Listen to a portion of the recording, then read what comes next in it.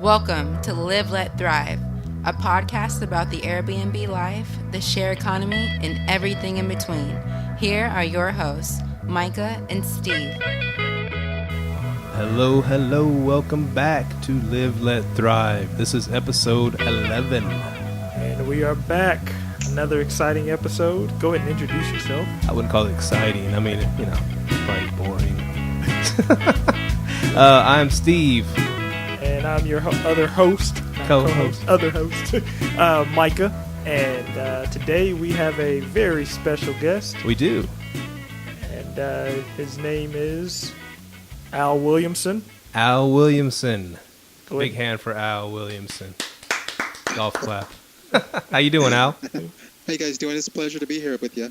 Oh, man. The pleasure is all ours. Yeah, man. It's an honor to actually meet you. I actually read a few of your blog posts, listened to your episode on Bigger Pockets.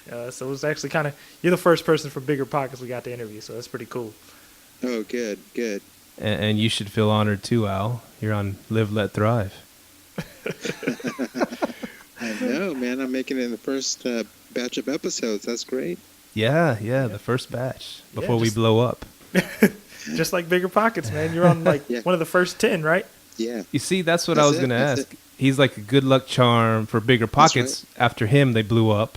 Yeah. He's going to do that for our podcast. Exactly. That's- No pressure, that's Al. my plan. That's my plan. This is the master plan. Yeah. Disclaimer. Myka told me that you might be on, and then today he said, "Well, I haven't heard from Al all day, so I don't think it's going to happen." Then he rushes in he gets here at 7:30. He's like, "Hey, Al's going to be on." I was like, "What?" I hadn't set up anything, man. Yeah, man. But yeah, it's great. We're glad to have you on the show. And I listened to your Bigger Pockets interview today, and that was pretty cool. It was pretty neat, man. Yeah. And Good. yeah, so one of my questions I actually had for you right off the bat, because I remember on your Bigger Pockets episode, you were talking about your fourplex and how to maximize your income. Right. Were you able to do that with or your fourplex or eightplex? Were you able to do that with Airbnb? So I was eventually able to use one of my units as for Airbnb, and starting in 2016. Mm-hmm. Once the business travel ready category came out, I decided to focus on that. But before there, from 2002 to 2015, I was doing kind of a version of Airbnb, but through my local hospital's website. I was matching medical students together, and they understand the sharing economy, so it worked out just fine. Okay. So when you were doing that, were you kind of like doing a corporate rental or student housing? Yeah, it was student housing just for medical students. Mm-hmm. So I was focusing on that, and I was piecing them together. And they're familiar with Airbnb, so they kind of have the same mindset going into it, understanding they're going to share a room. Not share a room, but share an apartment with someone that they may not know. So I was able to piece it together that way until 2016, and that's when I was able to put the whole unit on Airbnb for business travel ready. Wow. My question for that would be, how did you find the students? Like you just went to a board, or how did that work? Yeah, I was through the board and building my own website, and just hustling. and then you do it for, if you can get a year under your belt, then the word gets out, and you can get onto other people's list of recommended places to stay when you come to town for students. Students, they have a different mindset versus Airbnb. They just look for a clean mattress, Wi-Fi, and that's really all they really want to pay for. Like dorm style. Right. Well, that's Right. great, man. And what town is this? I didn't hear. This is in Sacramento, California. Oh, nice. Yeah, we were able to do that for our. I'm 1 mile from a medical center or a teaching hospital, so I was using that to my advantage. But Cool. I have other clients, other students that I work with that, that they may be next to, Cummins diesel motors, and who, people with trade schools, it works out just as well. If they bring people to town for a certain period of time, you can set yourself up as a hotel alternative for folks.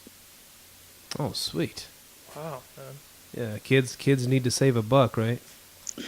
That's right. When they're motivated by money for that end, they're usually in debt and trying to work off a scholarship, or they're getting a small stipend and trying to stretch it. So how we are. We all like that. We want to be thrifty.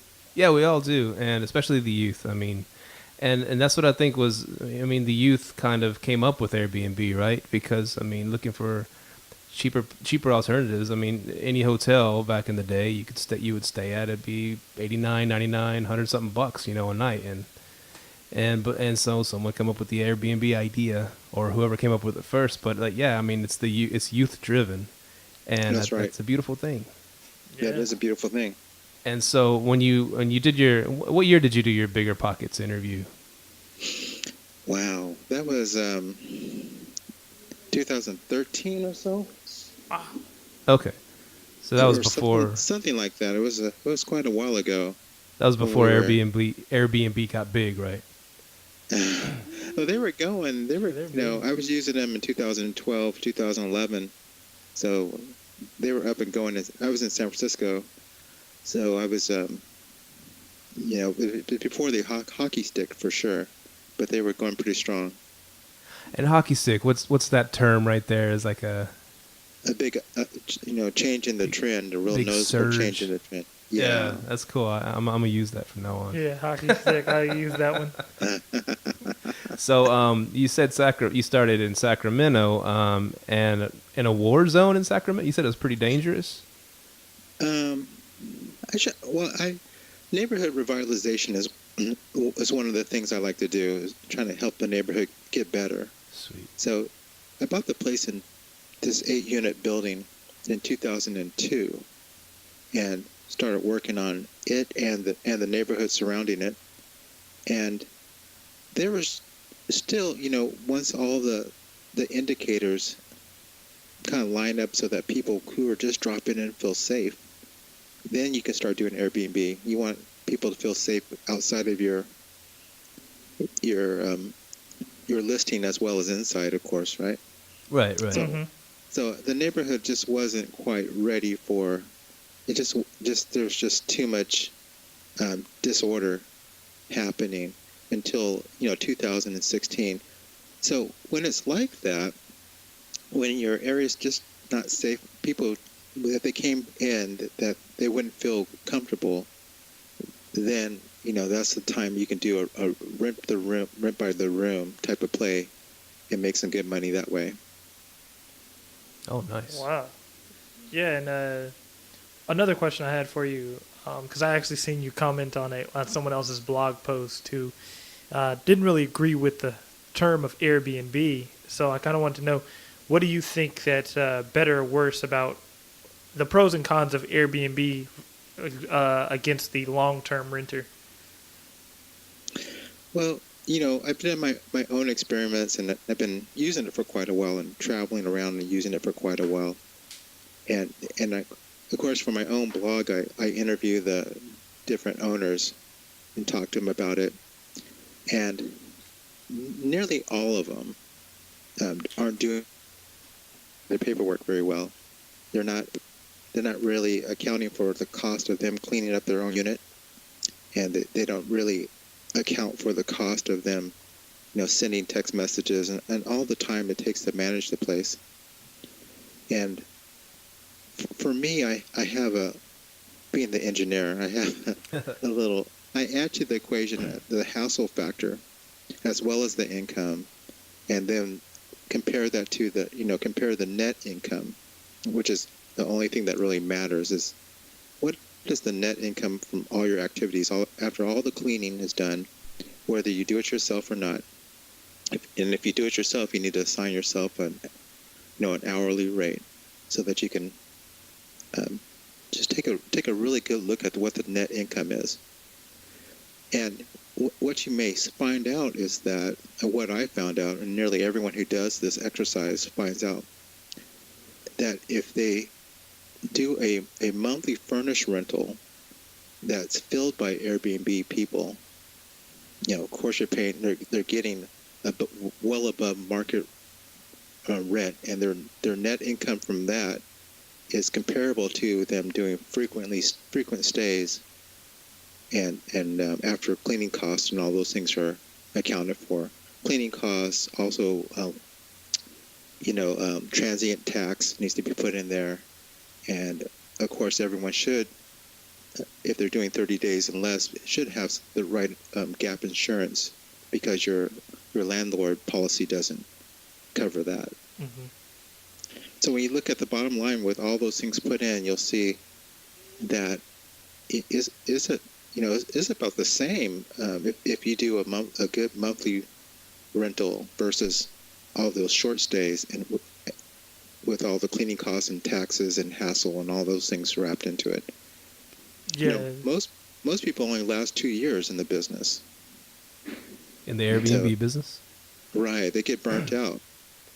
Wow. I can actually see that happening. I actually do a condo, which I was doing Airbnb, but my condo association kind of shut it down. So what I did was I turned it into a corporate rental, where you have nursing, traveling nurses coming to stay with you 2 to 3 months, but they're paying that pretty much that flat Airbnb rate just to have a furnished place, Wi-Fi, TV. You know what I mean? So I definitely see what you mean by that. Yeah, it's definitely easier to furnish out a place and then rent it out long term. Oh, absolutely, and plus, just your nerves. You going to sleep at night. You tell me when you're going to sleep at night, you're not worried about something going wrong from a new person coming in who's just getting adjusted. Mm-hmm. Yeah, that's. I argue. We talk about this a lot because I have a long-term renter right now, and I haven't jumped into the Airbnb world yet. But I have headaches that are different than his headaches from them not paying the rent on time, them not keeping the yard mowed right, or keeping clutter around, and I'm worried about how the neighbor's going to feel about it. And to me, I see the grass is greener on his side because, hey, he can go to the house anytime he wants, work on it, fix it, keep it nice, and that money comes in with they have to pay before they can stay. And I guess there's the grass is greener on the other side for both of us in a way. Mm-hmm. But he seems to be enjoying Airbnb, and so that's why I think I want to try it out. Yeah, so there's this spectrum of the different things landlords can do regarding the term of how long their leases are or how long they have a renter. So on the very short, where you're just doing weekends, so that's like four stays a month. You can have a big roast, but you're going to have a lot of cleaning costs to bring that net down, and a lot of hassle. And then you have a long-term landlord who has a 1-year lease, so to speak. Your income's going to be as low as it can be, because it's a different market, and you're competing against other landlords who are cash-strapped, and it's a race to the bottom because of the tenant pressures on rents and things like that. And then you have what's in the Goldilocks in between, where there's 3 months, 6 months furnished rentals. So you're adding value to your rental, just like a short-term rental, but you're not doing the turnovers. So that's kind of the optimal spot right there in that spectrum. You know what I found the most value in Airbnb is actually how the founders started it. They just say, hey, they're living in a space and they just have other people wanting to sleep somewhere and they give them that space. That's where I found that I make the most maximum cash is when you're actually living in the area. I'm kind of house hacking my house right now. I have 2 private rooms and I have renters in each of them. And it's kind of easy to maintain because when they go in, leave, I just go up, clean it real quick, and it's a private room. It's a small area. Me and my wife are actually working on our third room now, so we're gonna have 3 rooms on Airbnb, and I think it works better that way. Because when I was doing my condo, yeah, you make a huge amount of money, but yeah, you do have to consider operating costs. Our operating costs were pretty low because we were doing it ourselves. So now you were giving our time. You know what I mean? So it is definitely more work. So Airbnb, I think it maximizes itself if you're actually living on the property. You know? Right. Now, when So Al that's said, I'm sorry. When Go Al ahead. said about the optimize the sweet spot or whatever, Mhm. I automatically thought of your what is that the corporate rental that you have? Yeah. That's like a hybrid between Airbnb and long term rental. Yeah. And I thought that sounded pretty cool. I always tell people Yeah. corporate rentals is a great exit strategy for Airbnb. You already have a furnished place, That's right. turn it into a corporate rental, you know? Yeah, that's right. So there's 2 different business models we're talking about here. 2 different buckets. One is where you're living on site and you have that's your personal expenses, right? Mm-hmm. So that's a different bucket than if you're an investor and you buy some property and you have to make a decision. Should I do a traditional landlord or should I do a short-term option? Because one's offsetting your personal expenses, so any money you make is great. But when you have a rental, then the net income of a traditional landlord is the benchmark now. So you can't just make a little bit of money. You have to make more than that benchmark before you're even profitable. So And it's is there a 2 magic different number, buckets. like a percentage or something? Yeah, so you look at your net income that you would make as a traditional landlord, what's left over. And it's like, you pay your mortgage, you pay your utilities and whatever's left over. You look at that amount, and it could be $100 or $200 net income. Mm-hmm. So you need to make sure that your net income from Airbnb as a landlord is above that benchmark. So after you account for all your time and things like that, because you're running a business, Mm-hmm. and that benchmark is not there when you're renting your own home out. So you don't have to go against that same standard. Yeah, it's just an extra income, like you said. Yep. Yeah. Also, lots of taking. I mean, he's studied this. He's an engineer, and what you told us on we told the world on Bigger Pockets is that that you always grew up like a tinkerer, inventor, and so with that mindset, do you see a way that Airbnb might morph into something else, or a more efficient use for Airbnb, a hybrid or some sort? Yeah, there's all kinds of models coming out now about using that. Airbnb has a great amount of artificial intelligence built in, as far as what offering they're showing you, and overall, it's just a great way of making of using your rental property. Mm-hmm. It is just straight Airbnb if you have the city laws and everything is on your side. And but every landlord has to make a decision if they're going to go traditional and that's the least amount of money you can possibly make as a traditional landlord, or some type of hybrid or with the hospitality industry, because you can just go and compete against extended stays. Like Myka, you're doing you're basically, if you're renting to a travel nurse in your condo, you're competing against an extended stay hotel. Mm-hmm. So you're in the extended stay market versus someone who may be competing against hotels, which is that's a slightly different market, doing the short stays. I call them short shorts and long shorts.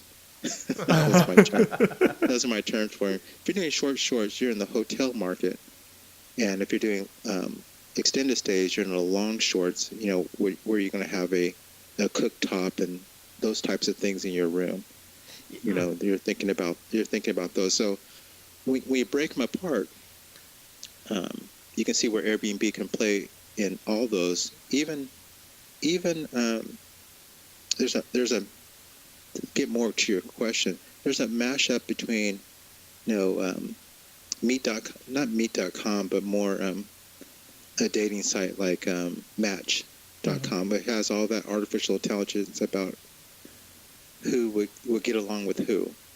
And then they have Airbnb, which brings people looking for a place to stay as long-term roommates, and mashed up with landlords who are willing to provide a like Steven is doing. I think Steven, you're renting your rooms out, right? No, that's Myka. I'm renting That's my whole Myka. house out. Okay. Yeah. Okay. So you could have a long-term Airbnb model where people can come and go inside of, if they meet the right personality characteristics. So that would stabilize a community versus what people complain about Airbnb is taking inventory off the market. And that's the biggest complaint. They're taking away the long-term renter opportunities. But this mashup would give people who want to stay a long-term an option as well, a very affordable option as well. They'd be able to leverage things because they're sharing things. So it'd be more affordable for them to live in this type of network than it would be to live on their own. Yeah, and I think that's what a lot of people miss. I'm happy you brought that point up because, like, I'm kind of in the short and long short business with my Airbnb at my house because I just had a person. She's been there for 2 months, but now she's paying. Look, you're paying a little bit more money, but you don't have to pay any lights, water, gas. You're just paying for a room. Everything else is paid for. So Right. it definitely it creates a market for those people that need long term. Because she moved here from out of state and she needed a place, and I had a private room and she loves it. Right. Here's something Yeah. that I automatically thought of when you were talking about like the hybrids or mashups or whatever. Have you heard of I think it's the website's called Pillow. Have you heard of Yeah. that? Yeah. I'm sorry. Go ahead. It's a management company, right? Right, and what they're doing is helping like apartment complexes, or because rents are sky high right now everywhere, and so people are having a hard time paying their rent. And one of the a way to get more renters to fill up their places is offering them the ability to Airbnb out your apartment when you're not using it. It's kind of an incentive, and so and Pillow is kind of like the middleman for apartments and the people who are renting the apartments and renting out on Airbnb. They can kind of keep track of who your renters are renting to, kind of thing. And I think that'd be a great hybrid because and I think that they can make money off of your Airbnb, a percentage off your Airbnbs also. So I mean, absolutely. that's pretty cool. I mean, you're making money renting long term, plus you're getting Airbnb money at the same time. It's kind of like spreading your money around in the stock market a little bit. Yeah, that's a good model. That's coming off of Airbnb's incentive to do that, to handle that paperwork for people too. So that model is almost well, there's so many different mashups. One of them's an innkeeper model that I wrote about a few years ago, where your tenant you would joint venture with your tenant if you had an extra bedroom, and because they would go on Airbnb and rent the room out anyway, and by you joint venturing it, you kind of you become the front desk of a hotel, and they become the bellhop and cleaning That's staff. cool. Wow, So- that's a really good idea. That's a good one. So they essentially can work off their rent or significantly lower their rent by doing that, by participating that way So in a joint venture. of your rentals, what percentage are long term and what percentage are Airbnbs? Well, so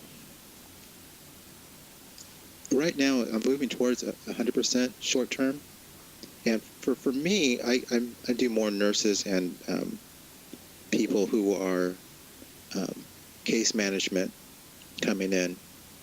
So I don't use Airbnb as much as I use different sites and my own websites, and Um, so so Airbnb is the low end of the corporate housing spectrum,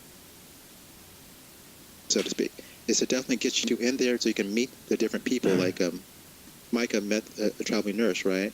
Uh-huh. So your next thing is to say, well, what agency does she work for? And then you drill down and say, introduce yourself to her case manager, and drill down and find out what else they need, and then you start working directly and cutting Airbnb out of the picture because you have your own deal flow coming.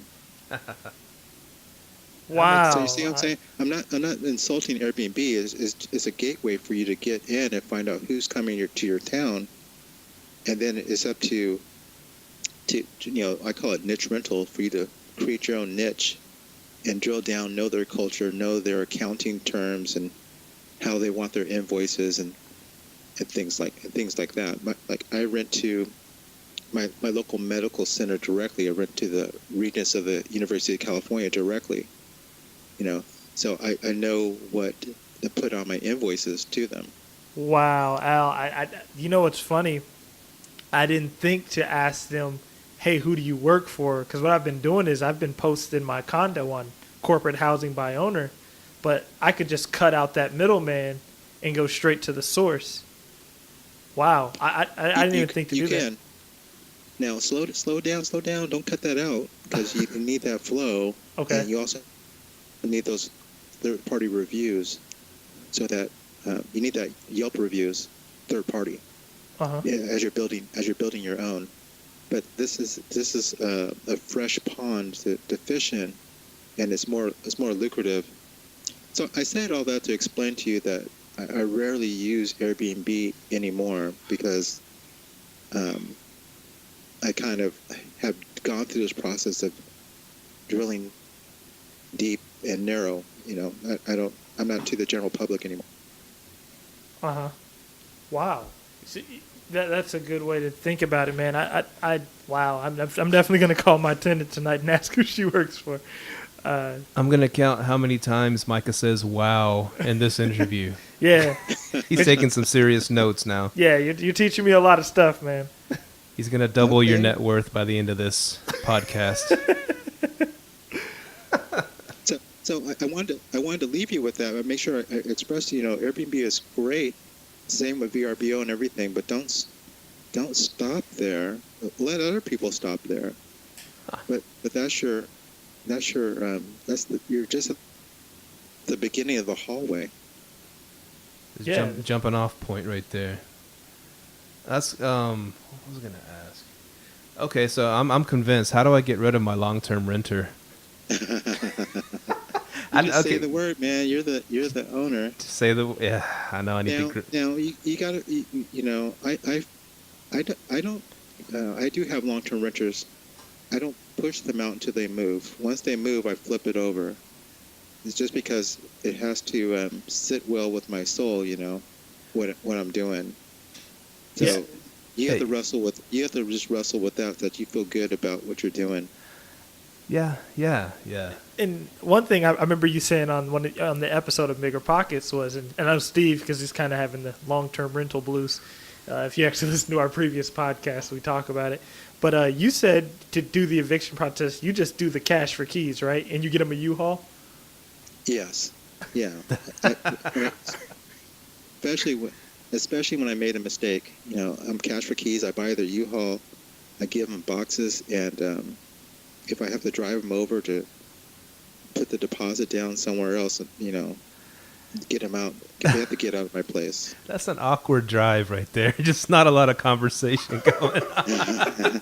Well, it teaches you to be firm and fair, and make sure that you don't that you follow your own rules, your own screening rules. Because every time I deviate from that, every time I don't insist on 3 times their net income being 3 times the rent, I get myself in trouble. Every time I try to help someone out, I get myself in trouble. That's sad, yeah.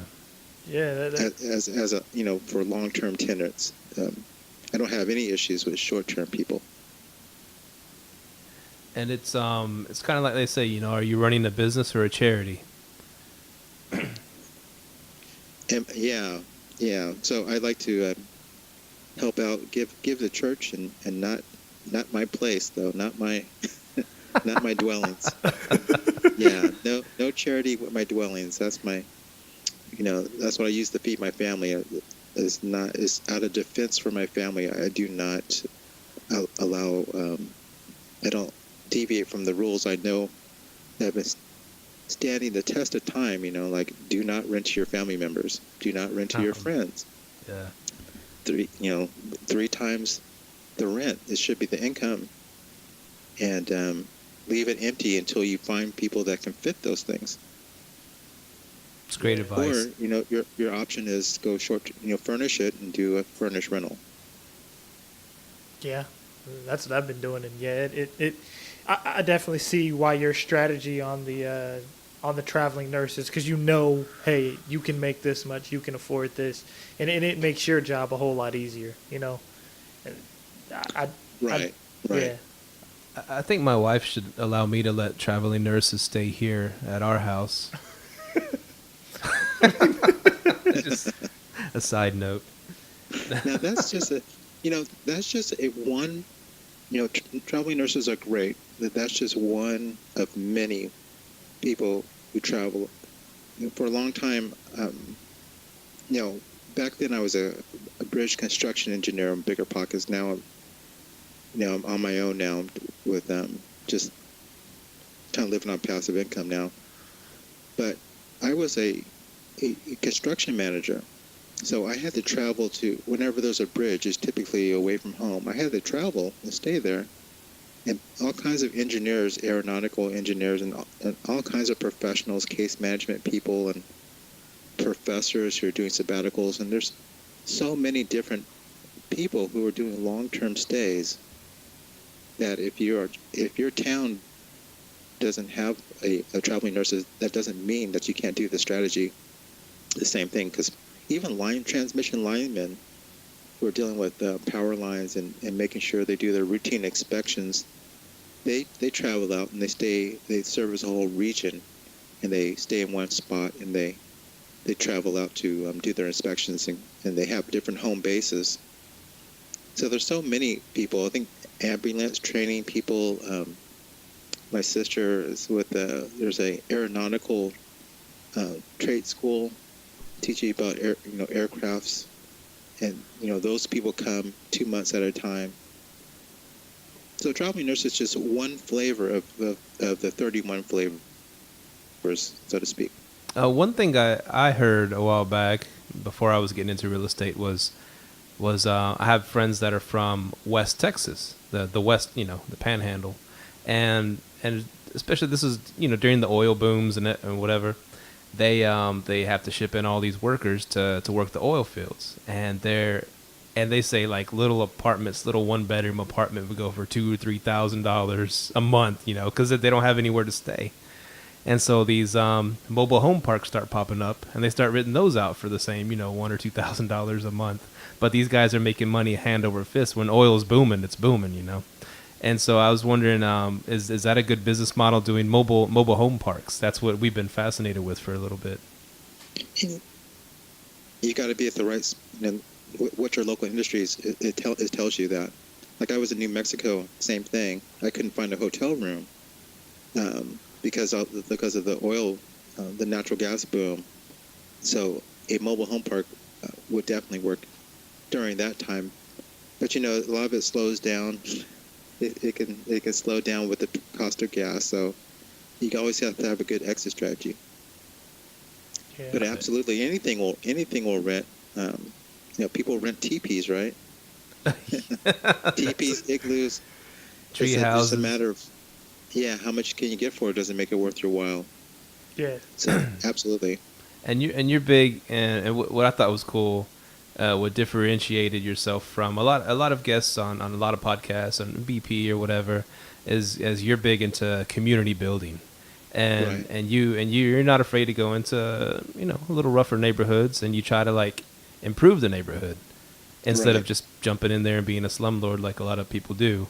you actually try to bring it up, and that's really cool, man. How do you do that? So there's so much that's so near and dear to my heart. I can talk to you all day about that. Well, go ahead. Especially so first of all, slumlords, again, they're making the least amount of money. They're making this lazy money. That's inner city communities. There's plenty of gold there, but it has to be mined, So as my friend says, from Oak Cliff says, there's money in the hood. There's plenty. Yeah. There's plenty of it, but working, as a slum, that's just making a headache for yourself, and that's really no way to run a business. There's no CEO who just let his business just fall apart. That is not a business mindset. So the exact opposite of that, and it's for your own self-interest, because you're essentially, as a property owner, you can create more value than you capture, and there's plenty of ways to create value by bringing order to the neighborhood, just insisting that the trash stays off the ground, and calling in when taking some ownership, calling in when there's a light out, on street light out, or working with your local police department and showing up at city council meetings and staying with it. Eventually, people by default, other landlords will give you or finance whatever you need, because you're helping most landlords in the hood or inner cities do not want to be the source of problems. They don't want the problems to happen on their property, but they don't want to exercise any leadership as well. So those two things together means that they will contribute money to your cause. If you're trying to throw a block party, or you're trying to upgrade organize everyone to mow their lawns, or those types of things, they will contribute because they directly benefit. Now, that's not the same. So you work with landlords, you don't work with property owners. Property owner sees it as an expense to upgrade the neighborhood. But landlords, they know in the form of increasing rents that they will get their money back 20 times over if we can tip the neighborhood into a more orderly fashion. So it's essentially that. Is the missing ingredient for a lot of these neighborhoods is just leadership. Wow, that's really inspiring, man. Because you're pretty much saying the community is the HOA. You know what I mean? You are the homeowners association. You just have to take pride in it, build it up yourself, and it can be done. I like that you actually, bring that to the forefront. That if you buy a property in this bad neighborhood, and I remember on the podcast you said you had a fourplex and then you bought a house right next to it, just so because you're going to help keep it up. It's kind of like buying up the whole block. Let me buy the block and fix it up. Yeah, So go ahead.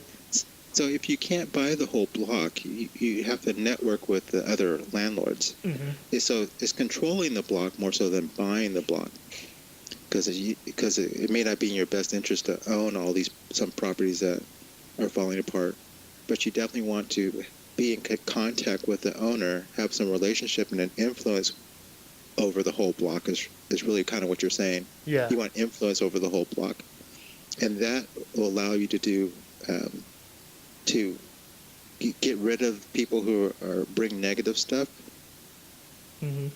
because they can't just move from one down because you're still there, and it attracts people who want some order in their lives, even though they're low income.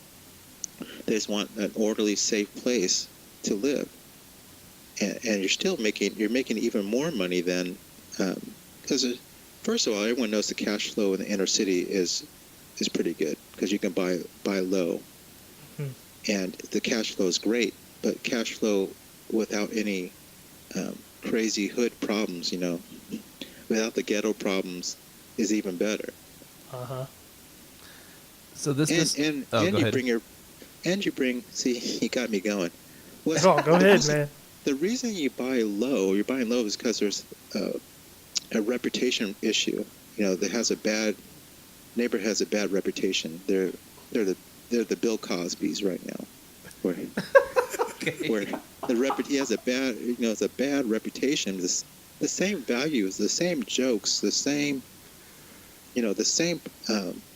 architecture as these great neighborhoods, the same charm and everything. It's just someone's got to spend some time restoring the neighborhood. They gotta, just like with a celebrity, they start saying they went to rehab, saying that they're serving, doing some nonprofit work, saying that they're over in Haiti doing some charitable work or walking down the streets.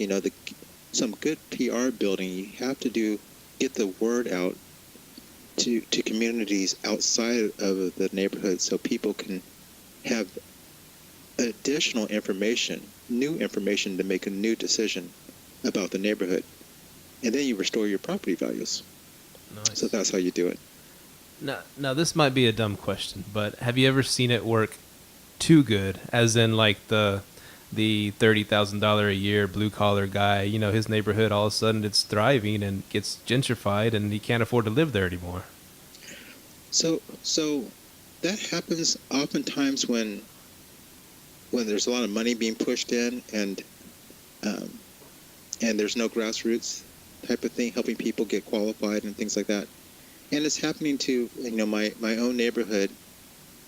Even though I spent years trying to get people to clean up their credit and buy in.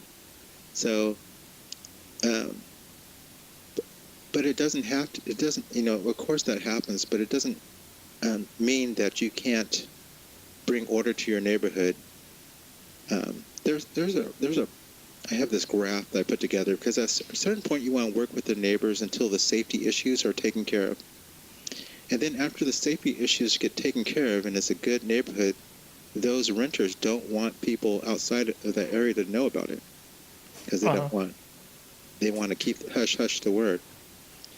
But jobs won't come until people outside the neighborhood know that it's changed. So you got to start working with the business owners at that point and bringing jobs to the neighborhood and helping the people living there to get those jobs. So you need some political backing as well. So there's a lot to it. Those who want to participate in it can definitely rise with the neighborhood. And some people there's people that have inherited the poor money management habits of their parents and are afraid of change altogether. So there's no helping them, and they're the loudest to complain. Now, how do you have you ever dealt with Section 8?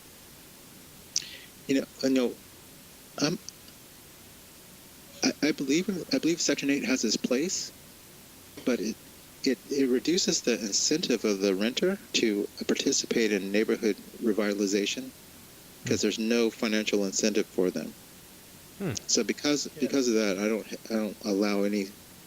don't participate in the program if I'm doing a neighborhood improvement effort. Yeah, that makes sense. Okay, yeah, that definitely makes sense. And one thing you brought up is what I think is cool. What a lot of my friend, for example, a lot of people don't know that much about real estate, and they don't listen to podcasts. They don't try to educate themselves. And like my friend's sitting on a house that he's about to sell, and he wants to get like a chunk of money. Like he's probably gonna make like $90,000 off this thing, and for him it's just that's $90,000 in my bank account. Well, the government's gonna take a big chunk of that.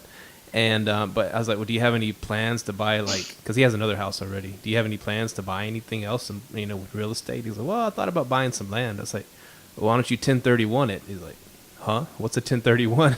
And you mentioned it on Bigger Pockets. You use that to grow the 1031. How did you utilize that? And what is a 1031? And how did you utilize that? So the tax laws are written for people who have assets. It's so unfair. It's plagued with loopholes that, it's just plagued with loopholes. And one of the loopholes is, in addition to depreciation and all that phony baloney stuff, is this tax-free exchange where you can sell your property and just the money doesn't come to you. It goes through a third party, and then you use that money to buy another property, and you do all this without having to pay taxes on your profit. And you can keep rolling it forward until you die without paying taxes on it, and then leave it to your children, and your children hit the reset button and not pay taxes on it as well. Wow. So you can keep rolling things forward without paying taxes on your profit every time you sell, but you can't put the money. It's like your 401k.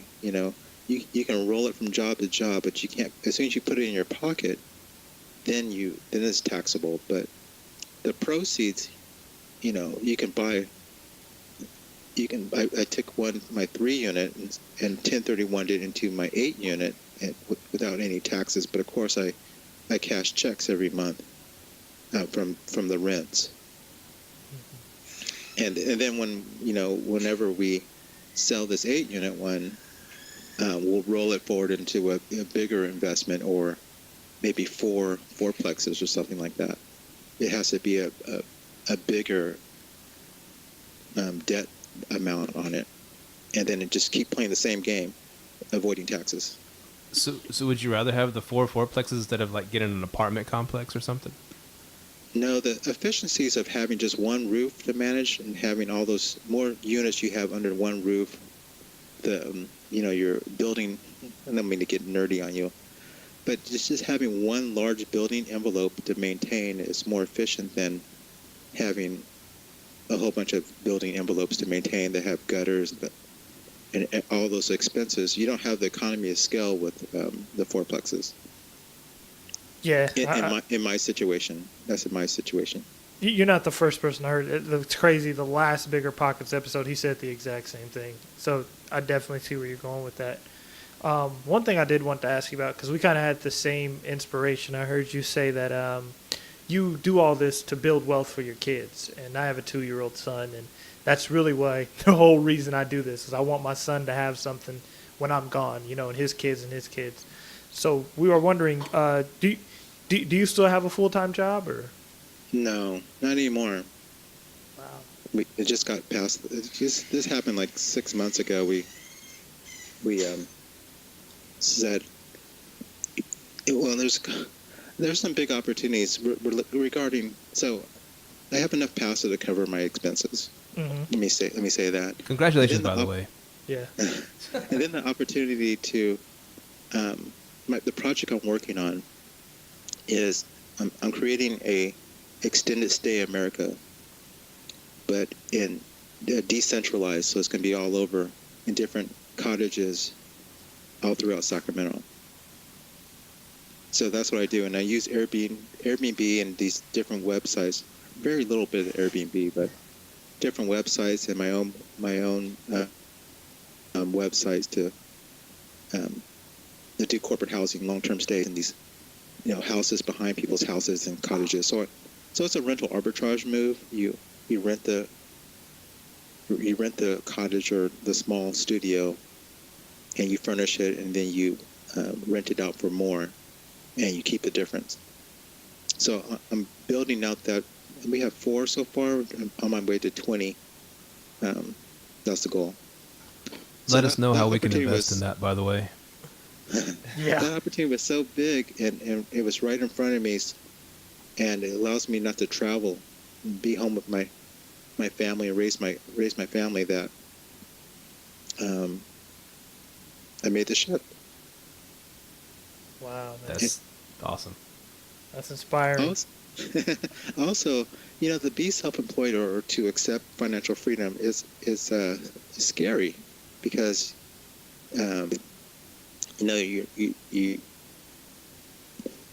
people want to get away from their boss, but then the security that you let go of, and in my life that I could do it, and I wrestled with that for longer than I should have.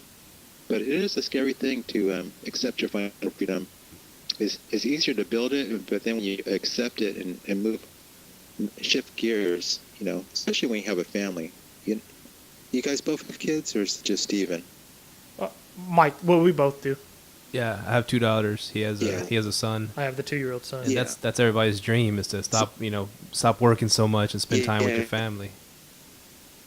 Yeah, they would do that, but you want to make sure that you can provide. That's the scary thing. You're even you're like, what? You got to get that mindset set up. It's a leap of faith, just like all the wealth building is a leap of faith. So I guess I just took that about 6 months ago. That's awesome. I guess a big scary part of it is the way that health insurance has been skyrocketing, and I'm like, I get health insurance at my work, and if I did just quit, what I'd paying a lot more for it outside of work. You know what I'm saying? Yeah, we have crappy health insurance right now, but as as my other business projects get better, then I'll be able to cover that. But none of that. That's one of the before the Affordable Care Act, the Obamacare came out. It was even scarier. Yeah. Really? At least there's a safety net right now that may get pulled or revised. Who knows what happens politically? But it was even harder before Obamacare or the Affordable Care Act came out. Wow. Let's see. Another thing that I thought was cool, or you mentioned briefly on the Bigger Pockets interview, was that you're a tinkerer, whatever, inventor. You've tinkered with different sources of income. What other things have you tried? Do you still incorporate other kind of investments into your portfolio, your life portfolio? I do, in a sense. Back then, when I did that interview, I was trying to pay for my mortgage with just side income, or we call it ancillary income. And I achieved that in 2015. So it took me about 7 years, from 2008, because my tenants couldn't pay in 2008, to 2015 to be able to figure it out. And I realized, so that was storage, meaning bicycles, furnishings, payday rents. It's all in my book, 40 Ways to Increase the Net Income of Your Rental Properties. I always so I had to write it all down. I always lock up when people ask me that, because there's just so overwhelming the number of things you can do, from adding storage to your properties, creating a micro mini storage, or even you can even take over the notes of your tenants and things like that, so that you got their car payment as well as their rent payment and different things financially. Wow, or even working beyond your property values. Working to organize an association when there's no association, and getting your say mowing lawns. You get every one of the blocks lawn mowed at the same time, and you get a cut at that action, or even the elimination of the cost of your, because it's all net income. When you think of on a net income spot, you're reducing your expenses and generating the cash flow. So there's just so much there. But what I realized after I accomplished the goal was that by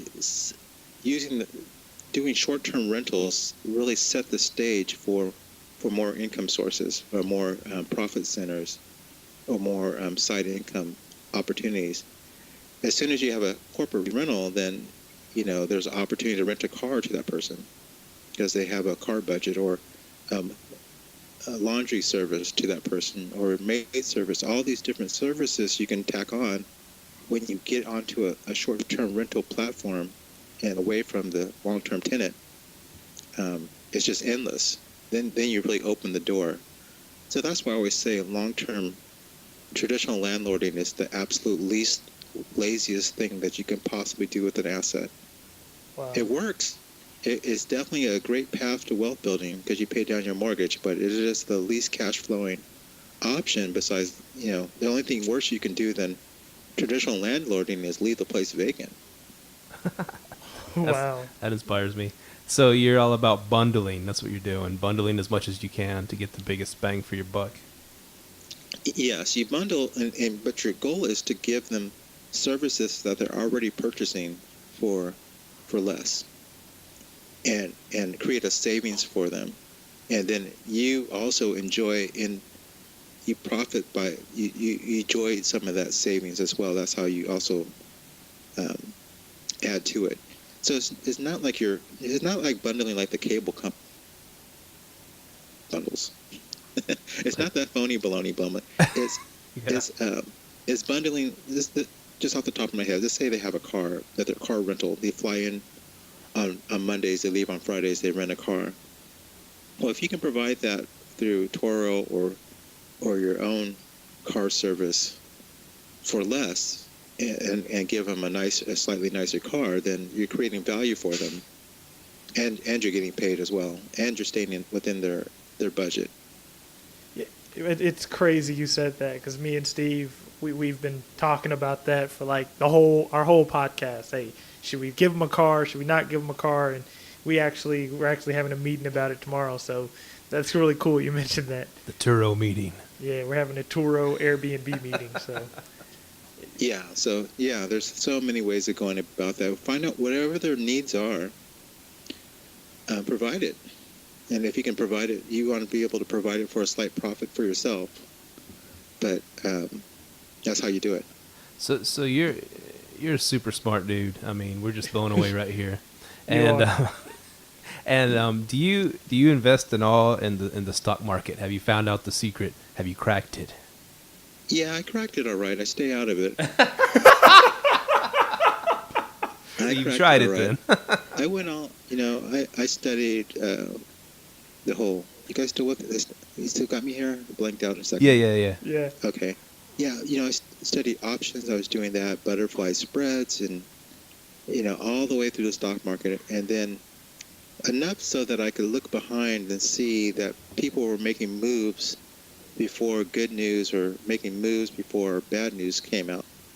So I realized how manipulated this thing is. Man. So I'm just out. It has nothing to do with the evaluation of the product or the company or whatever. It's very manipulated. So because of that, because I couldn't control it, or I couldn't even add value to it, or I couldn't even do an analysis and say that this is going to be good or bad because it's so manipulated, I'm out. So even to the point of like opening an IRA or something for your kids when they're small, to just let it snowball and grow. You don't even do something like that. No, for them, it's buy them houses. Okay. Yeah. You give them assets. There's a difference. So because you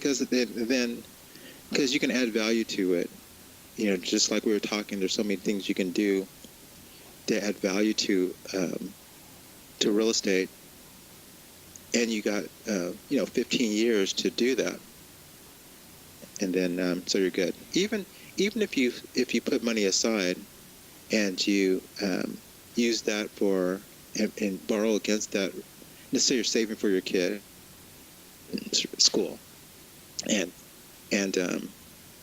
well, you need. There's so much to this here, because you want to employ your youngster, so that you can open up the tax benefits to that. Make sure you guys do that. Hire your children. Well, don't let me. I don't want to be too forceful, but I want you to be saving for their college, and also you're paying for their expenses anyway, right? You're paying for their food anyway, so you might as well send the money through as an employee, and goes into an account that you use on their benefit anyway, and open up a tax savings for yourself. Huh. And since you have real estate or even an Airbnb business or any business, then you can find a way for them to participate, even if it's just being a model in the ad somewhere, or helping you clean up the place or something. So there's all kinds of opportunities to help your children along, and to besides the stock market. Okay, so stay away. Did I go too far off a track there? No. It's just the stock market seems sexy, invest in stocks, watch your money grow and explode, and snowball, all that stuff. And then hey, I'm a landlord, and your friends tell you, oh, you're a slumlord right away. You know, it's kind of like the least sexy thing, but it's the safest bet, I think. Go for housing service provider. Housing service provider? Housing services provider. Oh, that's your official title. Yeah, it opens up the mindset more than than the landlord. Landlord. Housing services provider. Because that's your goal, is to provide services for your housing is one of the services you provide for your tenants. Nice. Wow. That shuts them up right away. Yeah, they can't even. That opens up a blue ocean for them that they can't. They can't tack you with. They're like, so what stock should I buy? Another question I had. This is a big deal for me and Myka. We've been talking about it for a minute. To like, okay, we're gonna go in. We're gonna maybe get a house together. Maybe get a duplex to rent out on Airbnb, fix up together, rent it out. And you've taken on partners before. How do you do that where we don't end up killing each other? Yeah, you gotta do that very slowly. As you get to know the person. And then the partnership that I'm in now, we wrote the partnership agreement to figure out how we're going to handle our losses. That's the first thing you do. You say, well, you assume you're not going to make any money, because that's easy to figure that part out. Is to figure out how you're going to deal with your losses. If someone wants to get out, how are you going to deal with that? If you end up losing a lot of money, or one person gets sued, how do you deal with that? So it's got to be a partnership agreement, or something between the two of you. Mm-hmm. And you want to make sure that relationship is long-lasting, that you really know the person, how they behave under stress. That's really important. My partner met me about 2.5 years, and we had to go through some things, do some different events, and get to know each other over a period of time before we turned into a partnership. Well, I already gave Myka all my money, so I hope he's trustworthy. Because a partner, if you guys have a joint checking account, can just write a check to themselves and take off. Oh, nice. I mean, no, not nice. Yeah. And just leave you with nothing at all. Besides owing some of the debt. Your name's associated with the debt that you leave behind. Yeah. So it's like marriage, for sure. So one other question I had for you, because you're a really smart guy, seem to be really successful. You got your webinar stuff going on. What do you do to keep your mind, your mind focused? Do you meditate? Do yoga? What do you do? I don't know if I'm quite focused as much as as you give me credit for. You seem very zen. It's it's the regular. Have you heard of the Miracle Morning? Yeah, I've heard about that. I try to do that.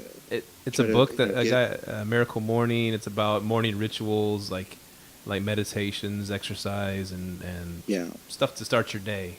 Oh, I need to get that. You just gotta wake up at 4:30 a.m. and do it. I'm not quite up that early, but I am getting my workouts in now, and make sure I got my devotionals in, and I have more control of my time now that I don't have to punch a clock. So that's what I do, and I'm always trying to learn. I'm trying to figure out this whole landlording thing, with the edge of what is possible, what we can do with a single family home. That's my new challenge, is to figure out how someone could buy a one house or one residential investment and retire off of that. Wow. What they would need to do to get their cash flow so that it would replace a medium income job. That's what my mission is right now. Wow. That's pretty cool, man. That's pretty cool. Our minds are just blown right now, man. Yeah, I think you could have a car attached and probably have one of those quarter laundry washer and dryer machines in there. It's ways. So another question: why is Star Trek not as good as Star Wars? Oh, that's a good question. Those are two different eras. I'm not sure that you can say that. You mean nowadays? Yeah, I don't know. Because I just heard Star you were a Trek Trekkie. I just heard you were a Star Trekkie. Trek was the biggest thing when it was out. So, I just I don't know. Probably because there's no women stars in Star Trek. There's no Okay, big I got women one. stars. Maybe that's it. I don't know the answer to that one. What has sci-fi taught you about investing?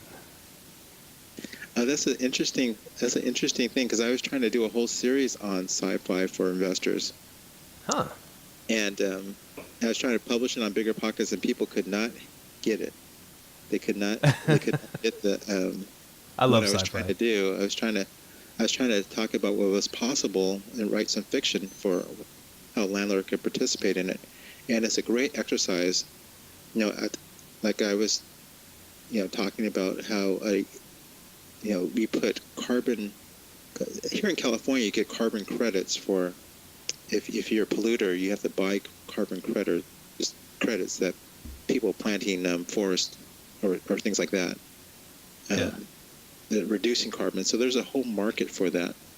So I said, what if you can attach that to your rental property so that your rental property is a big carbon scrubber helping eat greenhouse gases, Those types of things. I was out and there were so many complaints of people who can't catch science fiction that I stopped writing about it, and it seems like I can't even have a conversation about it because I lose people with the what ifs.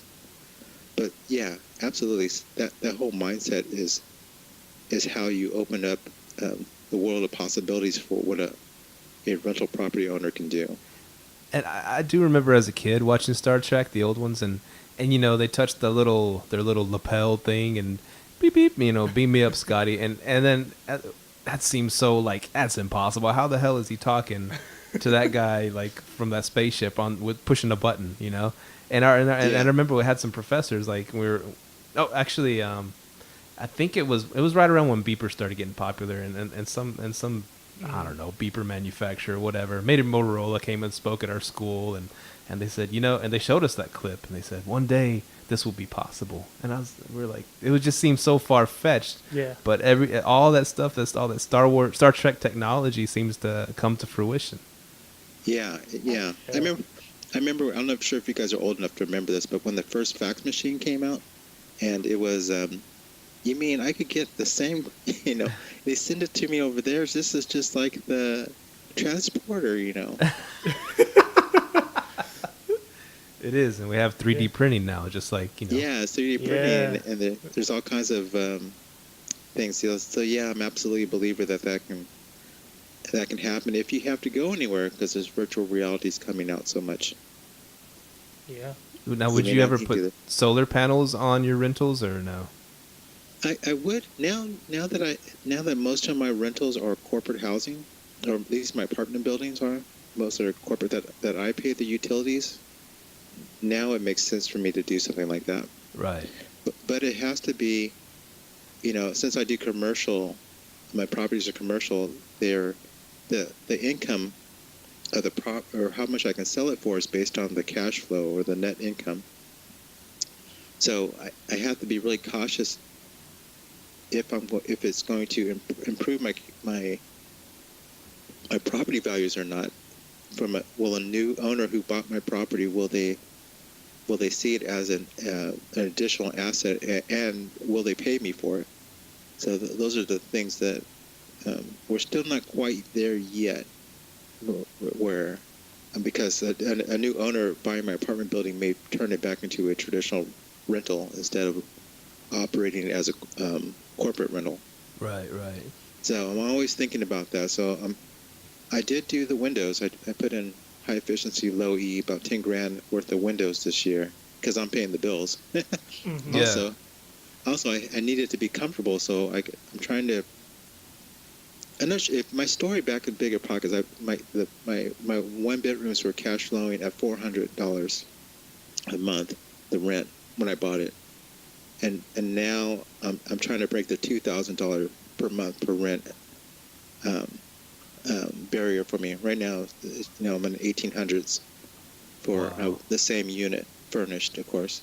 But I'm trying to break the $2,000 per month barrier. So the comfort of the unit is super important.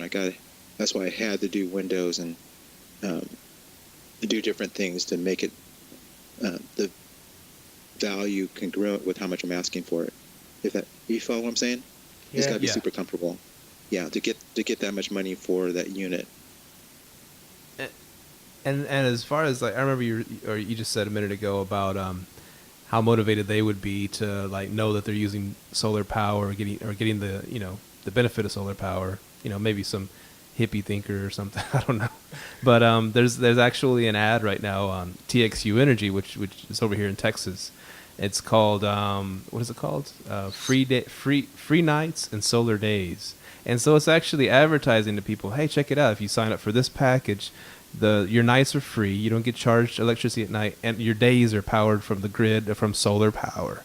So I think it's starting to catch on. People are like, wow, cool. I'm helping the environment out a little bit, and the mindset is changing just a little bit.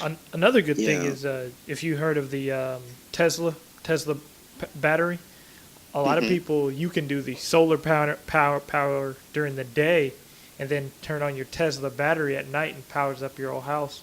So it's called going completely off grid. Yeah, it's possible. That's now. the game changer right there. Yeah, that's awesome. The batteries are the limit, and I've been following it for. We used the whole Tesla, the whole Solar City, solar panels on Alcatraz. I was the construction manager for making Alcatraz Island into a solar-powered island. Wow. For the National Park Service. So I've been following that whole thing for a while, and the batteries we put in maybe 300 acid batteries. Well, that was the best at the time, but we were always struggling with the fact that the batteries were the limit on what we could do. That's the choke point, is the batteries on the whole renewable energy. For all renewable energy, is the batteries, comes down to the batteries, the storage. Yeah. Wow. Man. So yeah, keep an eye out on that. That's definitely worthy of a stock investment. Stocks. Well, that's the only way to get a piece of that. Yeah. This has been a great interview. Real quick before I do my little Jerry Springer finish here. Where can people find you? Your website, your book. I want to get your book. I really do. Yeah, me too. Okay. So the book is available on Amazon. It's called 40 Ways to Increase the Net Income of Your Rental Property. And my book about inner city investing is called Building Wealth with Inner City Rentals. And my website collects all my interviews and all my different ideas, and wherever I'm writing, I always put a copy or a link on my website so you can keep up with me, especially with my experiment on how to turn one investment into something that can set you financially free, so you're not buying 100 rentals.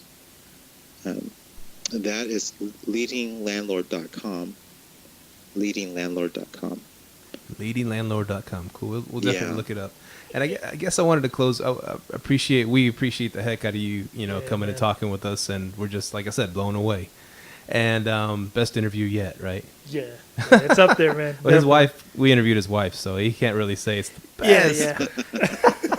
But I was just gonna say, I kind of wrote this down. I probably fumble my words, whatever. I was like, look at us, 3 minorities talking business, contributing to society, gaining wealth, aiming to make the world a better place. The TV and media doesn't always portray us people of color in the best light, but shows like this, blogs like this, your website, webinars, a really good start, man, for us, getting a better light shined on the minorities in this country. We're not all bad. Absolutely. Definitely. And you've really inspired me on the rental thing, man. I'm ready to call my renter now and ask who she works for. So definitely very inspiring interview. I don't want to gentrify the neighborhood now. Come on. No. You're improving it, man. It's good. You're doing good. Yeah. So I already had Black Lives Matter protest me once. Really? I did, yeah. hold on, go into that. Well, I was doing a real estate event, or real estate kind of networking event in my neighborhood. That's a inner city neighborhood, the one I focus on. This is the type of event that you would typically do downtown at some fancy hotel, but I wanted to do it at the local theater.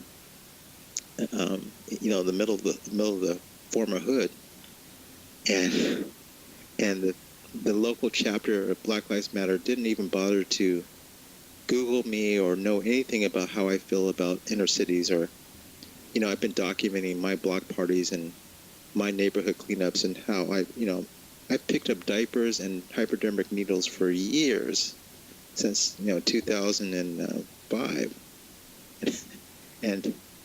and yet they come out and they were looking for a photo op, and they were protesting and yelling Black Lives Matter, and they didn't even know that it was a black-owned business throwing the event. Wow.